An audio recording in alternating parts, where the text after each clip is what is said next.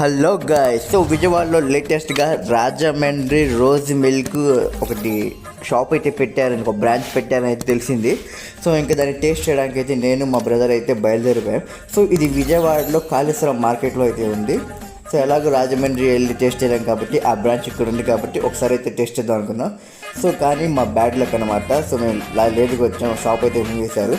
So ఇప్పుడు ఎలాగో వచ్చాం కదా, ఏదో ఒకటి తాగాలనేసి అయితే సో మేమైతే బీసన్ రోడ్లో ఉన్న G3 Raj Yuvraj theatre exact opposite అయితే ఈ బండి అయితే ఉండిద్ది.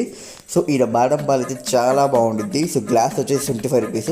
సో ఈయనకి 40 years ఎక్స్పీరియన్స్ ఉంది బాదం పాలు మేకింగ్లో.